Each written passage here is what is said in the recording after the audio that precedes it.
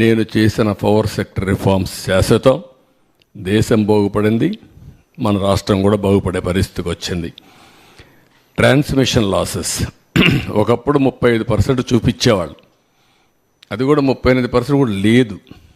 నేను వచ్చిన తర్వాతనే ఎనర్జీ ఆడిటింగ్ పెట్టాం. రిఫార్మ్స్లో భాగంగా అవన్నీ స్ట్రీమ్ లైన్ చేశాం. అది 20%, 23% 2003-04 తీసుకొచ్చాం. మళ్ళీ రెండోసారి వచ్చినప్పుడు 7-8% తీసుకొచ్చాం. నేను ఎప్పుడు ప్రపంచం అంతా చూసి 2-3% రావాలని చెప్పేవాడిని. ఆ విధంగా మొత్తం ట్రాన్స్మిషన్ లాసెస్ కానీ డిస్ట్రిబ్యూషన్ లాస్ కానీ పెద్ద గతిగా తగ్గించాం. Next 14-19 power sector reforms 2.0. ఇక్కడ గ్రోత్, డిమాండ్ అండ్ కన్జంప్షన్ రెండు చూసుకున్న తర్వాత ఫస్ట్ టైం మీరు చూస్తే 22.5 మిలియన్ యూనిట్లు కరెంటు కొరత బై డిసెంబర్ 2014కి పవర్ మేనేజ్మెంట్ చేశాం. అక్కడి నుంచి బై జనవరి 2018కి అంత సర్ప్లస్ తీసుకొచ్చాం. ఇక్కడ మీరు చూస్తే పీక్ డిమాండ్ 6,784 మెగావాట్ల నుంచి 9,453 మెగావాట్లకు పెంచాం, 39%. కన్జంప్షన్ 40,174 మిలియన్ యూనిట్ల నుంచి 54,555 మిలియన్ యూనిట్లు పెంచాం, 36%. No power cuts, no tariff increase, no quality problems. Quality power ఇచ్చాం. పవర్లో మనం గుర్తుపెట్టుకోవాల్సింది, లో వోల్టేజ్ ఉన్నా బల్బులు కాలిపోతాయి, హై వోల్టేజ్ ఉన్నా కాలిపోయే పరిస్థితి వస్తుంది. అలాంటి పవర్ సప్లై చేయగలిగాం.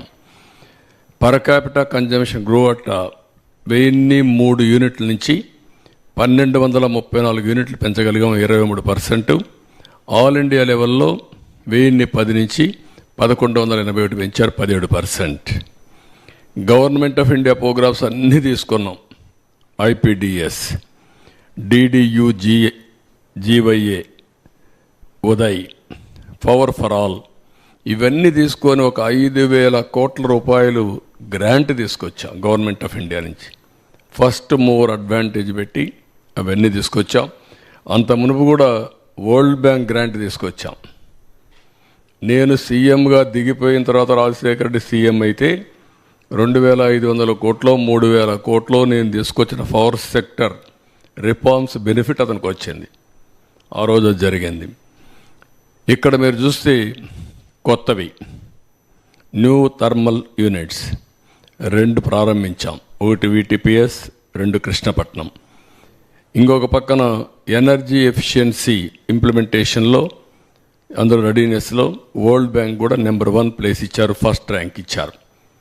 నెక్స్ట్ ఇక్కడ మీరు చూస్తే ఏపీ జెన్కో ఇన్స్టాల్డ్ కెపాసిటీ 4,114 మెగావాట్ల నుంచి 3,099 మెగావాట్లు పెంచాం, 75% పెరిగింది, 7,213 మెగావాట్లు అయింది.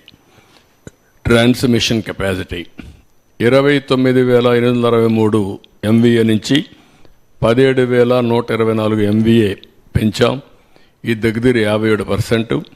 46,987 MVA పెరిగింది. Installed renewable energy capacity solar, wind, రెంట్లో కూడా బ్రేకప్ ఇచ్చారు. 1,342 మెగావాట్ల నుంచి 6,374 మెగావాట్లు పెంచాం, 475%. 7,716 మెగావాట్లు అయ్యింది. సోలార్ కెపాసిటీ 66 నుంచి 2,979 మెగావాట్లు పెంచాం, 45.14% పెరిగింది, 3,045 మెగావాట్లు పెరిగింది. 4,514%.